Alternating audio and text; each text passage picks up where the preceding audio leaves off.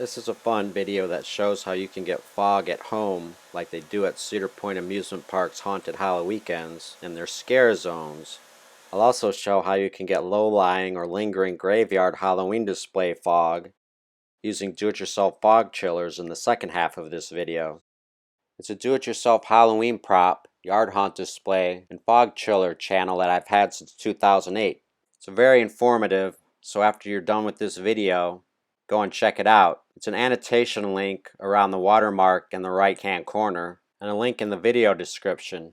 It also shows up as Yard Haunt on YouTube. It's a very nice effect that doesn't cost a lot to make, and DJs could use this idea. Just give me credit if you do. Here's photos of a typical Cedar Point fog machine setup. They put large stage quality fog machines that are more than 1,000 watts inside metal toolboxes with a hole drilled into them for the nozzle. They use sealed 5-gallon buckets of high quality fog juice that won't clog up the fog machine, and it lasts a lot longer than the fog juice you get from Halloween stores. It's fed into the fog machine with the tube that normally goes into the tank inside the fog machine. Those plastic tanks are sometimes removable to pour fog juice out after use, so that tube bypasses the tank and goes straight to the pump. My Chauvet foggers are like that. I'll show those later. Not shown here is that they prop up the lid with a piece of wood to let air in because fog machines get very hot around the nozzle where the heating element is inside. Here's a photo of the insides of one of my smaller 400-watt fog machines I use for my Halloween displays. It has a tank, hose, electrical wiring, pump, copper pipe, and insulated heating element to turn fog juice into fog pumped through a small pinhole-sized nozzle. Here's a fog machine in action at the end of Blood on the Bayou and Top Thrill Dragster's infield. Lemaitre is a stage quality brand fog machine I've seen used at HalloWeekends. In the past, the tech told me they used 1400 watt regular and a couple of 4400 watt constant foggers. I've not seen a constant fogger in a while. They use a lot of fog juice. High quality foggers can be hooked up to DMX control boards that are typically used to control stage lighting. Those fog machines can also use wired remote control timers. The following clips of my fog machines and fog juice that are similar to Cedar Point's HalloWeekends and ones that you can use to create HalloWeekends style fog, as well as my do-it-yourself fog chillers, are from my Yard Hunt 2000 Halloween Props YouTube channel. The link is in the video description and around the watermark logo in the video. Compare that to my Chauvet DJ Hurricane 1200 model, which is a 1,180 watt fog machine, outputting 18,000 cubic feet per minute of fog. It uses a remote control timer, but can also be controlled through a DMX board. I use high quality Froggy'S Freezin fog juice, which is designed for use in Halloween displays and with fog chillers. Froggy's makes different types of fog juice for different effects, and they told me Froggy's is one brand that Cedar Point uses during HalloWeekends. Roscoe Fog Fluid is another brand that I've seen printed on HalloWeekends containers. This Froggy's Freezin fog juice is $25 to $30 a gallon, but high quality fog juice is very efficient and lasts a lot longer than the fog juice they sell in Halloween stores. This is a very compact unit for that wattage. Most foggers over 1,000 watts are very large. So if you want a Cedar Point HalloWeekends style fog effect, buy a quality fog machine that's over 1,000 watts, and a remote control timer is very helpful, so you don't have to constantly press the button. Wireless remotes are okay, but you have to press the button. This is my Chauvet 901 model, 670 watt, 4000 CFM fog machine using Froggy's Freezin fog juice. It's a little more powerful than the 400 watt fog machines they sell in stores during Halloween, but it's higher quality and heats up in 1.5 minutes instead of 5 minutes.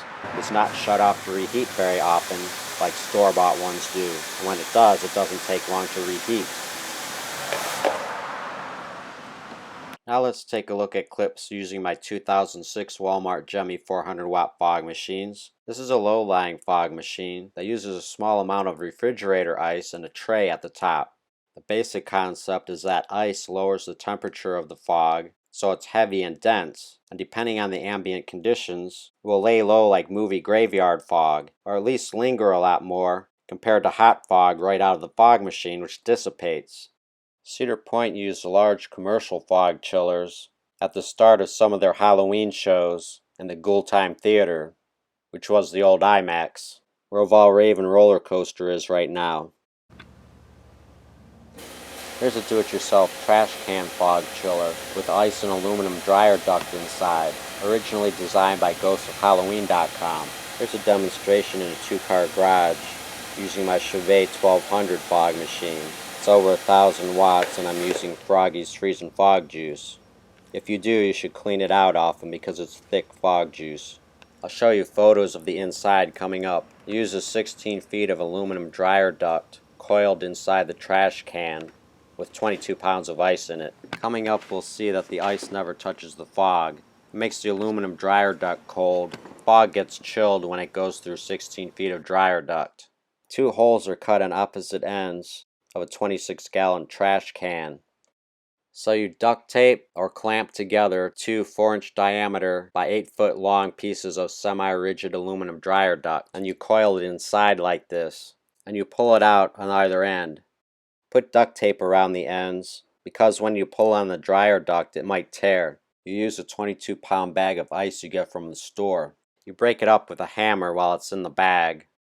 Then you take a scoop and put it into plastic bags, and then put those into the trash can, or you simply dump all 22 pounds into the trash can. These fog chiller clips have title screens and some commentary, so I'll just let these edited clips play. So enjoy this primer on Halloween fog and have fun. I'll be uploading more Cedar Point videos to my HalloWeekends playlist, so please subscribe for more.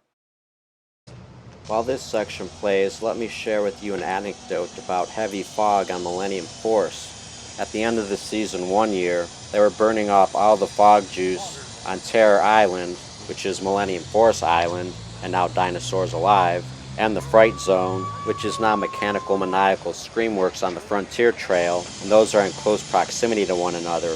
They were burning off all their fog juice on the final night of the season, and there was fog in Millennium Force's station and all over the ride. The only 3 places you could see while you were on Millennium Force were at the top of the hills. Otherwise, going through the overbank turns on Millennium Island, you couldn't see the supports. If you were riding with your hands up, it looked like you were going to hit it.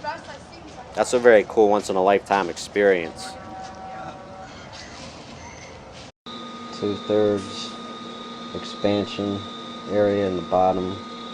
Use the 90-degree for the inlet.